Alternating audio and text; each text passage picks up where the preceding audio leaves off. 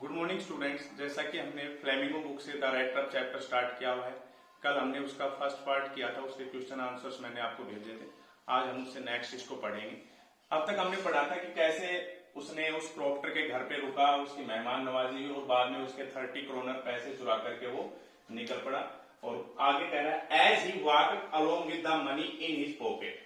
जब वो चल रहा था पैसों के साथ अपनी जेब में उन पैसों को रख करके जब वो चल रहा था, ही फेल्ट, उसे महसूस हुआ, क्वाइट प्लीज, बड़ा ही प्रसन्नचित महसूस हुआ, विद हिज स्मार्टनेस, अपनी चतुराई के ऊपर बड़ी ही प्रसन्नता महसूस हुई। ही रियलाइज, ऑफ कोर्स निसंदेह, ही रियलाइज दैट, उसे रियलाइज हुआ कि एट फर्स्ट, सबसे पहले, ही डेयर नॉट, उसे साहस नहीं करना चाहिए, continue on the public highway, उस आम सड़क पर चलने का साहस नहीं करना चाहिए, बट लेकिन मस्ट टर्न, इसलिए उसे मुड़ जाना चाहिए, ऑफ द रोड, सड़क से हट जाना चाहिए, इनटू द वुड्स, जंगल की तरफ चला जाना चाहिए। ड्यूरिंग द फर्स्ट आवर्स, पहले घंटे के दौरान, दिस कॉज नो डिफिकल्टी, इससे उसे कोई परेशानी नहीं हुई। लेटर, बाद में, इन द डे, बाद में, दिन में, इट बिकेम वर्स, ये बड़ा ही बुरा होता गया।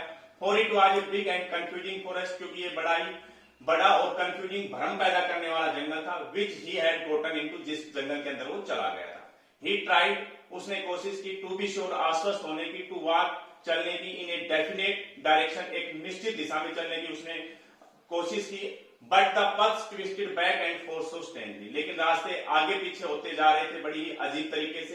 ही वॉक्ड एंड वॉक, वो चला और चला, without coming to the end of the wood, बगैर जंगल के अंत तक वो चलता रहा। एंड फाइनली, और अंत में, ही रियलाइज दैट, उसे पता चला, he had only been walking, वो सिर्फ चल रहा था, around in the same part of the forest, जंगल के उसी हिस्से के चारों तरफ वो चल रहा था। All at once, तभी he recalled his thoughts, तभी उसे अपना विचार याद आया, about the world, संसार के बारे में, and the red trap, और उस चूहेदानी के बारे में।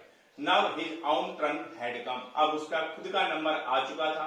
He had let himself be fooled by a bait, उसने अपने आप को उस चारे के चक्कर में मूर्ख बना लिया था, and had been caught, और वो पकड़ा गया था। The whole forest, पूरा जंगल, with its trunks and branches, उसकी तने और शाखाएं, its thickets and fallen logs, और उसकी घनी झाड़ियां, and fallen logs, गिरे हुए लट्ठे, closed in upon him like an impenetrable prison, उसने उसको बंद कर लिया था एक impenetrable prison। impenetrable होता है अभेद, जिसको भेदा ना जा सके, ऐसी जेल में उसको क्लोज कर लिया था, बंद कर लिया था, from which he could never escape, जिससे वो अब बच नहीं सकता।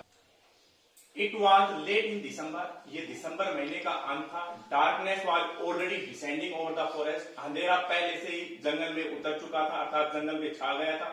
This increase, और ये अंधेरा इंक्रीज बढ़ा रहा था, the danger, खतरे को, and increase also his gloom and despair, और साथ साथ उसकी दुख और उसकी उदासीनता को भी बढ़ा रहा था।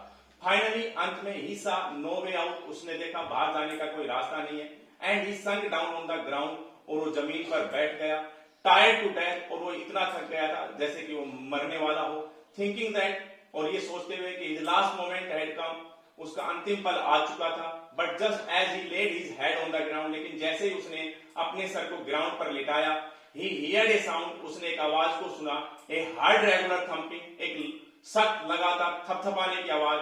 देयर वाज नो डाउट, इसमें कोई संदेह नहीं था, as to what that was, की आवाज किसकी थी। ही रेज्ड हिमसेल्फ, उसने अपने आप को उठाया। दो ज्यादा हैमर स्ट्रोक्स, वो हथौड़ों के टकराने की आवाज थी, फ्रॉम एन आयरन व्हील, एक लोहे के कारखाने से लोहे के हथौड़ों के टकराने की आवाज थी। ही थॉट, उसने सोचा, there must be people nearby, निश्चित तौर पर नजदीकी लोग होने चाहिए। He summoned all his strength, उसने अपनी पूरी स्ट्रेंथ को समन इकट्ठा किया, गोट अप, खड़ा हुआ, एंड स्टैगर्ड, लड़खड़ाते हुए, in the direction of the sound, और वो उस आवाज की दिशा में चल पड़ा। आज के लिए इतना ही, इतना आप स्टडी कीजिए, कल इसे आगे।